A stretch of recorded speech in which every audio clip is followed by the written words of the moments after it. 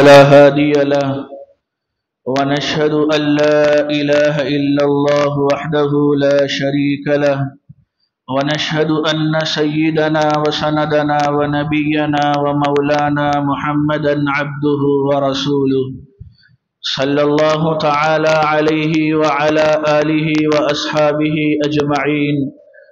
أما بعد فأعوذ بالله من الشيطان الرجيم. بسم الله الرحمن الرحيم. إنا أنزلناه في ليلة القدر وما أدراك ما ليلة القدر ليلة القدر خير من 1000 شهر تنزل الملائكة والروح فيها بإذن ربهم من كل أمر سلام هي حتى مطلع الفجر. صدق الله العظيم. اللهم صل على سيدنا محمد وعلى آل سيدنا محمد وبارك وسلم. اللهم صل على سيدنا محمد وعلى آل سيدنا محمد وبارك وسلم. اللهم صل على سيدنا محمد وعلى آل سيدنا محمد وبارك وسلم. محترم بزرگوں اور نوجوان بھائیوں، اللہ تبارک و تعالی کا جتنا شکر ادا کیا جائے کم ہے کہ اللہ رب العزت نے رمضان المبارک جیسا عظیم مہینہ صحت اور سلامتی کے ساتھ عطا فرمایا ہے. رمضان کے 2 عشرے گزر چکے ہیں، اب رمضان کے تیسرے عشرے کا آغاز بھی ہو چکا ہے.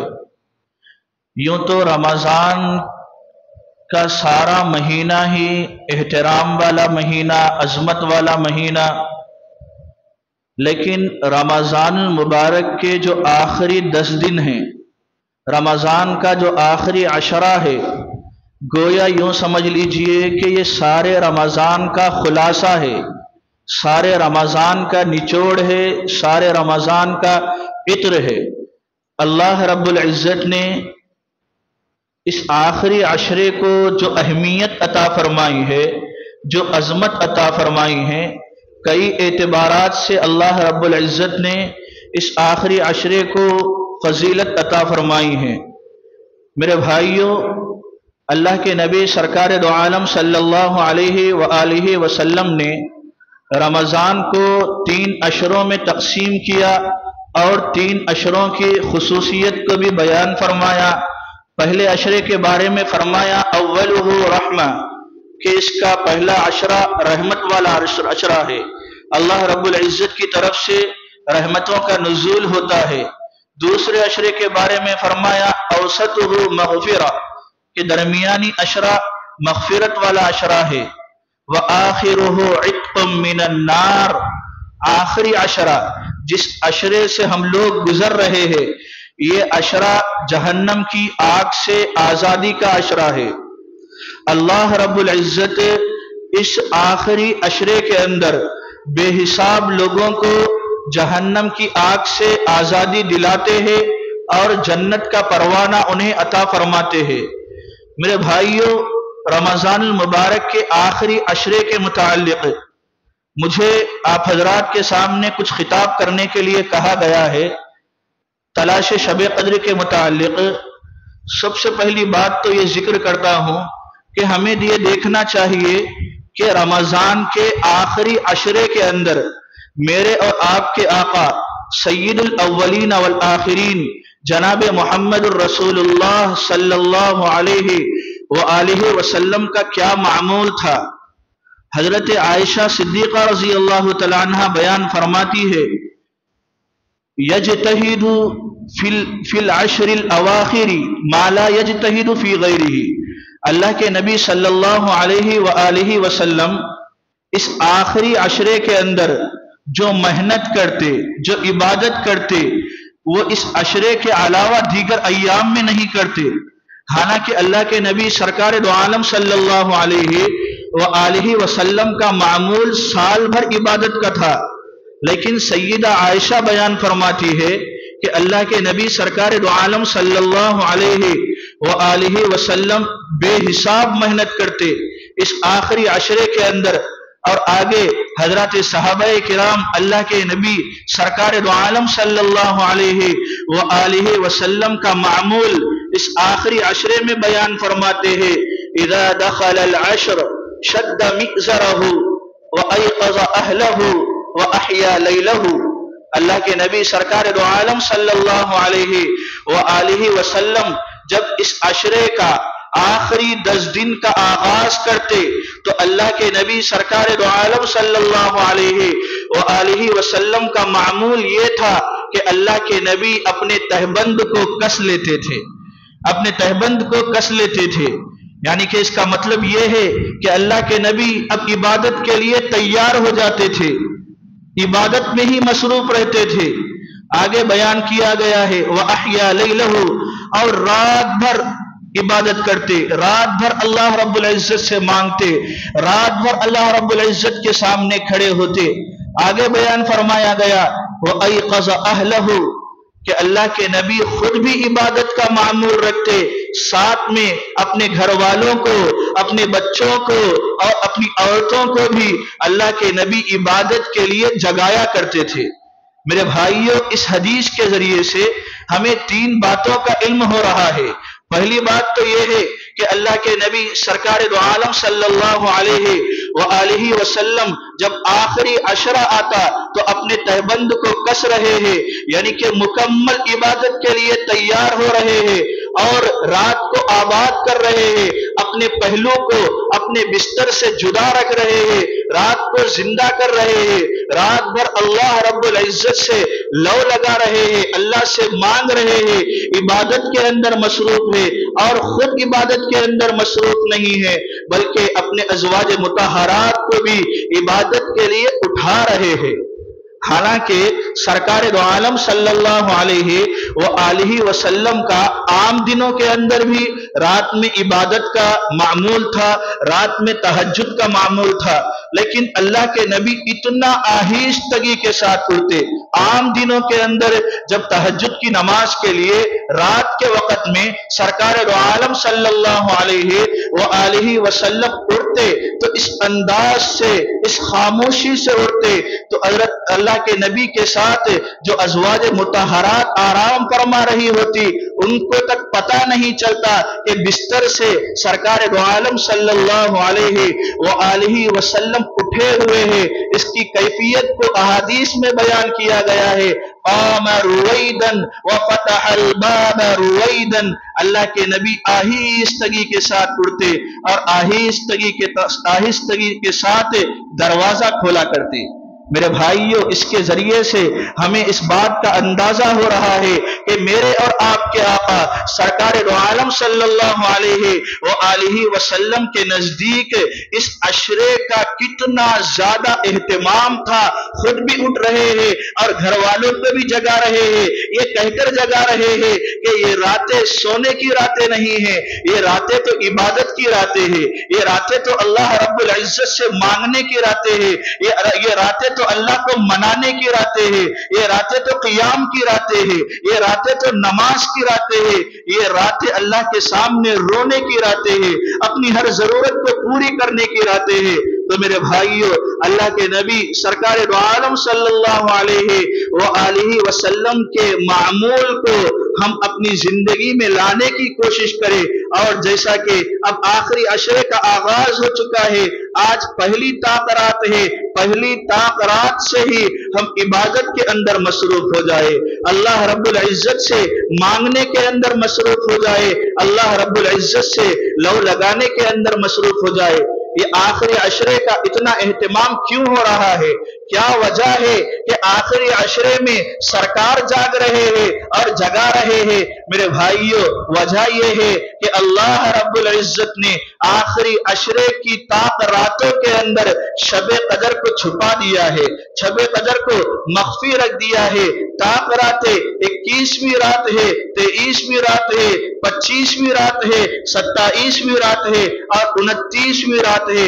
ان 5 طاق راتوں میں سے کسی ایک رات کے اندر بھی وہ رات ہو سکتی ہے جو رات اللہ رب العزت نے 1000 مہینوں سے افضل بنائی ہے، 1000 مہینوں سے افضل قرار دی ہے۔ میں نے خطبے میں ابھی جس سورت کی تلاوت کی ہے اس سورت کے اندر اللہ رب العزت ارشاد فرما رہے ہیں انا انزلناہ فی لیلۃ القدر، ہم نے لیلۃ القدر کے اندر قرآن کریم کو نازل کیا ہے۔ وما ادراک ما لیلۃ القدر، اور تمہیں کیا خبر ہے کہ لیلۃ القدر کیا ہے؟ اللہ یہ بتلانا چاہتا ہے کہ لیلۃ القدر کی عظمت بہت زیادہ ہے، یہ تمہاری عقلوں میں آنے والی نہیں ہے، تمہاری عقل محدود ہے، تمہاری سوچ محدود ہے۔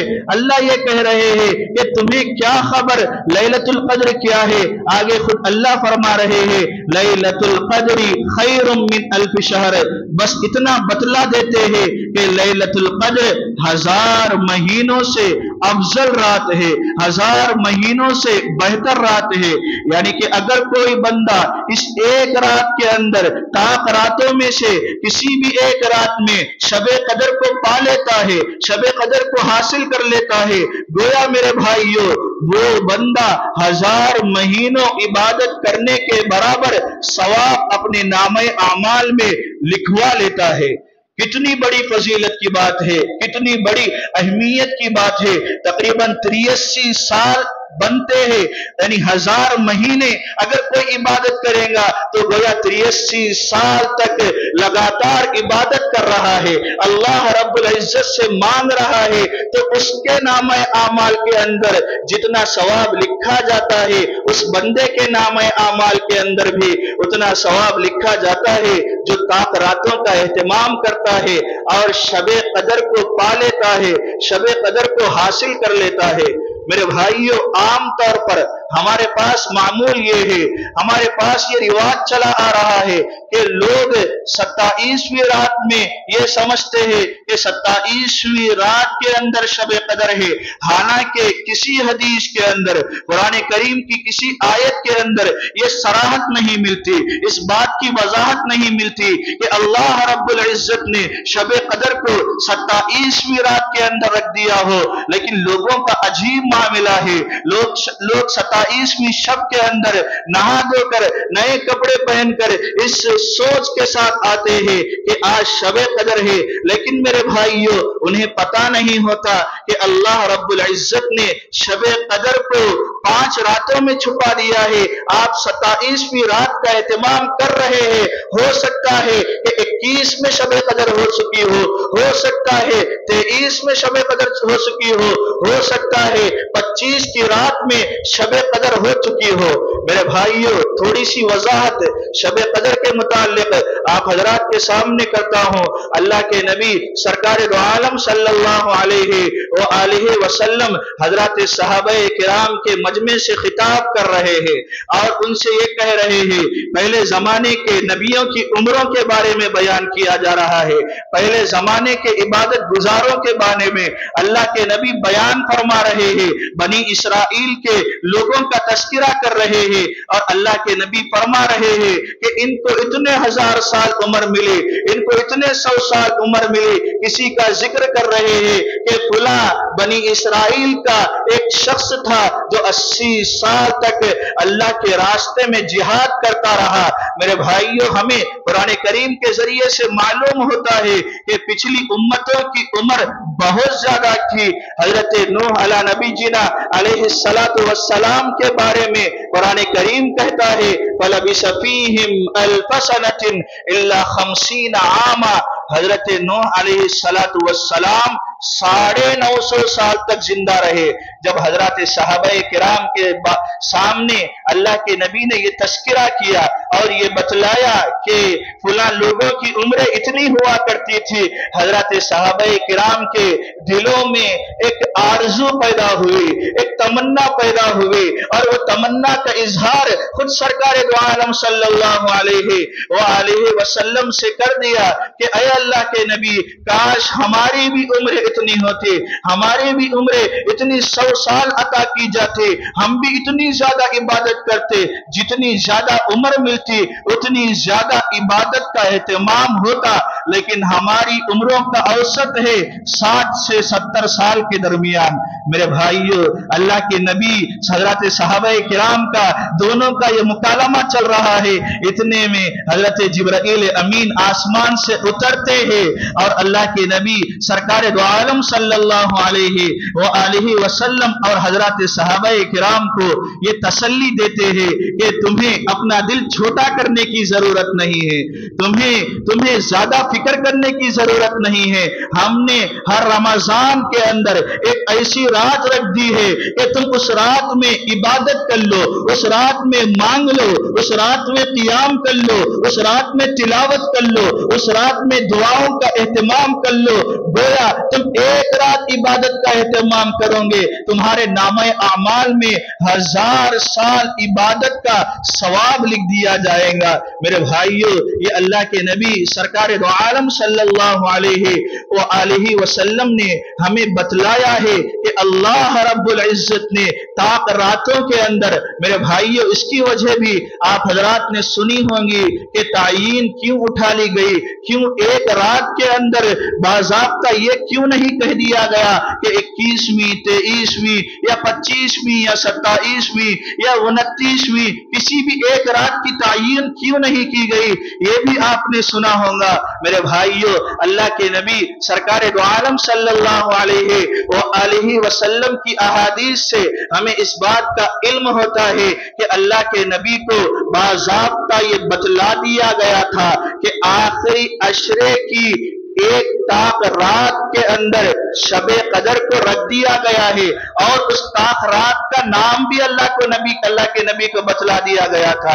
अल्लाह के नबी हजरत सहाबाए किराम को बतलाने के लिए अपने हुजरे से निकले और मस्जिद को आ रहे हैं। दरमियान में देखते क्या है कि दो लोग आपस में झगड़ रहे हैं, दो लोग आपस में लड़ रहे हैं और उनकी आवाजें ऊंची हो रही है। मेरे भाइयों, अल्लाह के नबी मस्जिद में दाखिल होते हैं और हजरत सहाबाए किराम से अर्ज करते हैं, मुझे तायीन के साथ ये बतला दिया गया था कि शबे कदर किस रात में होंगी, लेकिन तुम दो लोगों के झगड़ने की वजह से वो तायीन मेरे जहन से उठा ली गई। अब तुम्हारे लिए ये अमल है, तुम्हारे लिए ये काम है कि तुम रमजान के आखिरी अशरे की ताक रातों में इसका एहतमाम करने वाले बनो। मेरे भाइयों, इस वाक़े के जरिए से हमें ये बात का भी अंदाजा हो रहा है कि मुसलमानों के दरमियान झगड़ा ये कितनी बुरी चीज है। मुसलमानों के दरमियान झगड़ा ये कितनी नहुसत वाली चीज है कि शबे कदर जैसी अजीम रात की तायीन को अल्लाह रब्बुल इज्जत ने उठा लिया है मुसलमानों के आपस में लड़ने की वजह से, मुसलमानों के आपस में झगड़ने की वजह से। मेरे भाइयों, शरीयत में मुसलमानों के झगड़े को इंतहाई नापसंद का करार दिया गया है। यहां तक कि अल्लाह के नबी सरकार दो आलम सल्लल्लाहु अलैहि वसल्लम ने ये इरशाद फरमाया है, जो शख्स हक पर होने के बावजूद झगड़ा छोड़ देता है, हक पर है, लड़ सकता है, लड़कर अपना हक ले सकता है, लेकिन अल्लाह की तरफ देखते हुए वो अपने हक को छोड़ दे और लड़ना छोड़ दे। अल्लाह के नबी सरकार दो आलम सल्लल्लाहु अलैहि वसल्लम ऐसे शख्स को जमानत दे रहे हैं कि मैं जन्नत के दरमियान में उसको एक घर की जमानत देता हूं। मेरे भाइयों, ये इतनी बड़ी अहमियत की बात है, लेकिन आज हम मुसलमानों की हालत को देख ले। मुसलमानों की हालत ये हो चुकी है कि मुसलमान आपस में दस्तो गिरेबान नजर आते हैं, भाई भाई आपस में लड़ रहे हैं और रिश्तेदार आपस में लड़ पड़ते हैं। एक महल्ले में रहने वाले, एक घर में रहने वाले लोग आपस में लड़ते हैं, झगड़ते हैं। हमारा काम ये होना चाहिए, जहां तक झगड़े की बात है, जहां तक उम्मत में फसाद की बात है, मेरे भाइयों, हमें उससे दूर रहना चाहिए और अल्लाह के नबी सरकार दो आलम सल्लल्लाहु अलैहि वसल्लम की इस हदीस को अपने ज़हन और दिल के अंदर ताजा रखना चाहिए। اب میرے بھائیوں شب قدر کو کیسے حاصل کیا جائے؟ اس کے لیے اللہ کے نبی سرکار دو عالم صلی اللہ علیہ وآلہ وسلم کا ہی معمول دیکھتے ہیں۔ اللہ کے نبی کا معمول یہ تھا، پہلی مرتبہ اللہ کے نبی نے پورے رمضان کا اعتکاف فرمایا، پہلے 10 دن کا اعتکاف فرمایا۔ اللہ کے نبی کو بتلایا گیا کہ ان 10 دنوں کے اندر شب قدر نہیں ہے، دوسرے 10 دنوں کے اندر درمیان کے اللہ کے نبی نے اعتکاف فرمایا۔ پھر اللہ کے نبی سرکار دو عالم صلی اللہ علیہ وآلہ وسلم اور آپ کے صحابہ اپنے گھروں کو روانہ ہو رہے تھے، اتنے میں حضرت جبرائیل امین اترتے ہیں اور اللہ کے نبی سے عرض کرتے ہیں، اے اللہ کے نبی آپ بھی مسجد میں بیٹھے رہیے، آپ کے صحابہ کو بھی مسجد میں بیٹھنے کے لیے کہیے اور آپ آخری عشرے کا اعتکاف کیجئے، اس لیے کہ آخری عشرے کے اندر اللہ رب العزت نے شب قدر کو رکھا ہے اور اللہ کے نبی سرکار دو عالم صلی اللہ علیہ وآلہ وسلم نے اس آخری عشرے کا بھی اعتکاف فرمایا۔ مدینہ منورہ کی زندگی میں اللہ کے نبی سرکار دو عالم صلی اللہ علیہ وآلہ وسلم ہر سال اعتکاف فرمایا کرتے تھے، یہاں تک کہ اپنی وفات کے سال اللہ کے نبی سرکار دو عالم صلی اللہ علیہ وآلہ وسلم نے 20 دن کا اعتکاف فرمایا۔ میرے بھائیوں شب قدر کو حاصل کرنے کے لیے اعتکاف سے زیادہ اہم اور کوئی چیز نہیں ہے۔ اگر کوئی بندہ اعتکاف کر لے گا، اگر کوئی بندہ اللہ کے در سے چمٹ کر رہ جائے گا تو ضرور بالضرور وہ بندہ شب قدر کو حاصل کر لے گا، اس لیے کہ جو بندہ اعتکاف میں ہوتا ہے اس کا چاہے وہ سو رہا ہو، چاہے وہ کھا رہا ہو، چاہے وہ کسی مشغولیات میں ہو، اللہ رب العزت اس کے نامہ اعمال کے اندر عبادت کا ثواب لکھتے رہتے ہیں۔ اللہ کے نبی سرکار دو عالم صلی اللہ علیہ وآلہ وسلم کا ارشاد ہے کہ جو بندہ ایک دن کا، 10 دن کے بارے میں نہیں کہا جا رہا ہے، ایک دن کا اعتکاف کرتا ہے، اللہ رب العزت اس کے اور جہنم کے درمیان 3 خندقوں کو حائل کر دیتے ہیں۔ میرے بھائیوں 3 خندقوں کو اللہ رب العزت اس بندے کے جو اعتکاف میں بیٹھا ہوا ہے اور جہنم کے درمیان حائل کر دیتے ہیں، آڑ کر دیتے ہیں۔ اور سرکار دو عالم صلی اللہ علیہ وآلہ وسلم نے ہی فرمایا کہ ایک خندق کی مسافت، ایک خندق کی چوڑائی زمین اور آسمان کے برابر ہے، زمین اور آسمان کے برابر ایک خندق کی مسافت ہے، ایک خندق کی چوڑائی ہے، اور ایک خندق درمیان میں حائل نہیں ہو رہی ہے بلکہ 3 خندق اللہ رب العزت معتکف اور جہنم کے درمیان حائل کر دے رہے ہیں۔ میرے بھائیوں اس لیے اہتمام ہونا چاہیے، سنت اعتکاف کا وقت اب نکل چکا ہے لیکن نفل اعتکاف کا وقت باقی ہے، اب جب چاہے مسجد میں آ سکتے ہیں، 3 دن کا اعتکاف کر سکتے ہیں، 1 دن کا اعتکاف کر سکتے ہیں، کم از کم میرے بھائیوں اگر ہو سکے تو طاق راتوں کے اندر اعتکاف بیٹھ جائیے، مسجد کے اندر رہیے، اس لیے کہ اللہ رب العزت کی جانب سے، اللہ رب العزت کی جانب سے رحمتوں کا نزول ہو رہا ہے، مغفرتوں کا اعلان پر اعلان ہو رہا ہے، اور ہم غفلت کا شکار رہے اور ہم بازاروں میں رہے، میرے بھائیوں یہ ہمارے لیے مناسب نہیں ہوگا۔ بالکل تھوڑا سا کام ہے، 10 دن کی تو بات ہے میرے بھائیوں، کتنے نوجوانوں کو دیکھا جاتا ہے، نوجوان نائٹ ڈیوٹی کرتے ہیں، رات بھر جاگ کر اپنی نوکریوں کو کرتے ہیں، کس لیے کر رہے ہیں؟ وجہ یہ ہے کہ چند پیسوں کے لیے، اپنی جاب کے لیے، اپنی جاب کو بچانے کے لیے، کچھ سیلری کے لیے، کچھ پیسے جمع کرنے کے لیے رات بھر جاگ رہے ہیں۔ کتنے لوگوں کو، آپ میں سے بھی، یہاں کے نوجوانوں میں سے بھی کتنے نوجوان ایسے ہوں گے جو رات کے وقت میں نوکری کرتے ہیں؟ میرے بھائیوں اللہ رب العزت نے 11 مہینوں میں جاگنے کے بارے میں نہیں کہا، اللہ کے نبی سرکار دو عالم صلی اللہ علیہ وآلہ وسلم نے صرف یہ کہا کہ رمضان کے آخری عشرے کی طاق راتوں میں جاگ لو، میرے بھائیو کتنا سستا سودا ہے. اگر ہم طاق راتوں میں جاگ لے, ہمیں دنیا والوں کے وعدوں پر تو یقین ہے, دنیا والوں کی باتوں پر تو یقین ہے, لیکن افسوس کی بات یہ ہے کہ اللہ کے وعدے پر یقین نہیں ہے. اگر اللہ کے وعدے پر یقین رہتا, اگر اللہ کے وعدے پر ایمان رہتا, تو میرے بھائیوں ہم طاق راتوں کا اہتمام کرتے, طاق راتوں میں جاگنے کا اہتمام کرتے, طاق راتوں میں عبادت کا اہتمام کرتے, طاق راتوں میں مسجد کو آباد کرنے کا اہتمام کرتے. ایک بات یہ بھی ذکر کر دیتا ہوں کہ طاق راتوں کے اندر جاگنا ہے, لیکن انتہائی خاموشی کے ساتھ جاگنا ہے.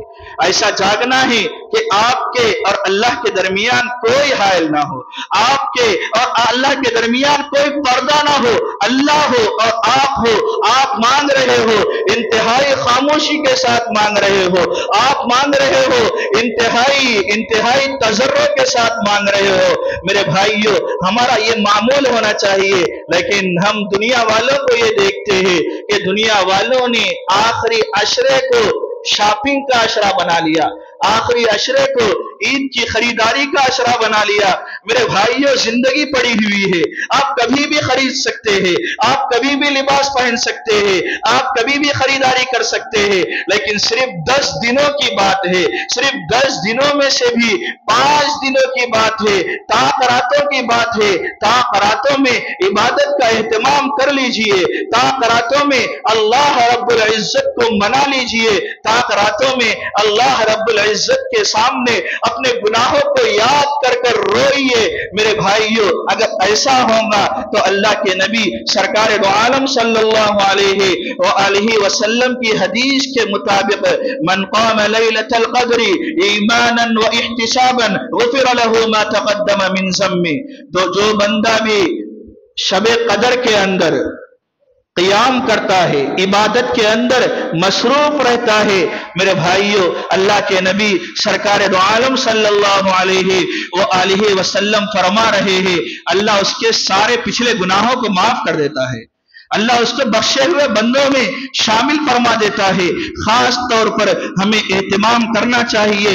اور ایک دعا اللہ کے نبی سرکار دو عالم صلی اللہ علیہ وآلہ وسلم سے ام المؤمنین حضرت عائشہ صدیقہ رضی اللہ تعالیٰ عنہ بیان فرماتی ہے کہ اے اللہ کے نبی اگر مجھے شب قدر نصیب ہو جائے تو میں کیا دعا مانگوں؟ تو اللہ کے نبی نے فرمایا اللہم انکا عفو کریم تحب العفو فاعف عنی. اللہم انکا عفو کریم تحب العفو فاعف عنی. اس دعا کا اہتمام ہونا چاہیے. اور خاص طور پر 5 راتوں میں ایک رات آپ جاگ رہے ہیں, اسی طرح دیگر طاق راتوں میں بھی جاگنے کا عبادت کا اہتمام کیجئے. دعا فرمائیے اللہ رب العزت ہم سب کو ان طاق راتوں کا اہتمام کرنے کی توفیق عطا فرمائے اور رمضان کی قدردانی کرنے کی توفیق عطا فرمائے, اور اللہ رب العزت اس رمضان کو ہم سب کی بخشش کا ذریعہ بنائیں. وآخر دعوانا ان الحمدللہ رب العالمین. الحمد لله رب العالمين. اللهم صل على سيدنا محمد وعلى آل سيدنا محمد وبارك وسلم. ربنا آتنا في الدنيا حسنة وفي الآخرة حسنة وقنا عذاب النار. ربنا ظلمنا أنفسنا وإن لم تغفر لنا وترحمنا لنكونن من الخاسرين. اللهم إنا نسألك رضاك والجنة ونعوذ بك من سخطك وغضبك والنار. اللهم إنا نسألك العفو والعافية في ديننا ودنيانا والآخرة. اللهم إنا نسألك الهدى والتقى والعفاف والغنى. ربنا هب لنا من أزواجنا وذرياتنا قرة أعين واجعلنا للمتقين إماما. اللهم إنا نسألك الصحة والعفة والأمانة وحسن الخلق. ربنا تقبل صلاتنا وصيامنا وقيامنا ودعاءنا وتلاوتنا يا رب العالمين. پیارے اللہ ہم سب کے گناہوں کو معاف فرما دیجئے. پیارے اللہ ہم سب کے خطاؤں کو درگزر فرما دیجئے. دیجئے۔ پیارے اللہ ہم گنہگار خطا کار سیاہ کار بندے ہیں، اللہ اپنے فضل و کرم سے بخشش کا فیصلہ فرما دیجئے، اللہ معافی کا فیصلہ فرما دیجئے۔ پیارے اللہ عافیت والی زندگی نصیب فرما دیجئے، اللہ خوشیوں والی زندگی نصیب فرما دیجئے۔ پیارے اللہ یہاں کی زندگی میں بھی خوشیاں نصیب فرما دیجئے، اللہ وہاں کی زندگی میں بھی خوشیاں نصیب فرما دیجئے۔ پیارے اللہ رمضان المبارک کے لمحے لمحے کی قدر کی توفیق عطا فرما دیجئے۔ پیارے اللہ ہمارے روزوں کو قبول فرما دیجئے، اللہ ہماری تراویح کو قبول فرما دیجئے۔ پیارے اللہ ہمارے صدقہ و خیرات کو قبول فرما دیجئے۔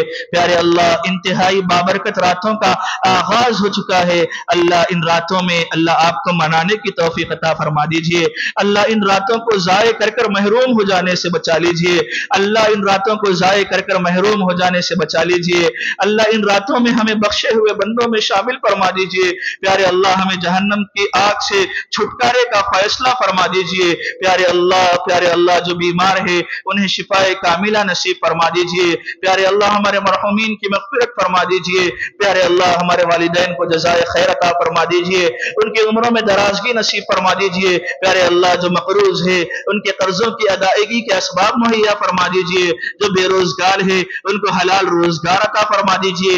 پیارے اللہ جتنے لوگ ہاتھ اٹھائے ہوئے ہیں اللہ ساروں کی دل میں کیا تمنا ہے اللہ آپ بہتر جاننے والے ہیں، اللہ ساروں کی تمناؤں کو مرادوں کو پورا فرما دیجئے۔ پیارے اللہ ہم نے جو مانگا وہ بھی عطا فرما دیجئے، جو مانگنے سے رہ گیا چھوڑ گیا شایان شان نصیب فرما دیجئے۔ وصلی وسلم وبارک علی سید الانبیاء والمرسلین والحمد للہ رب العالمین۔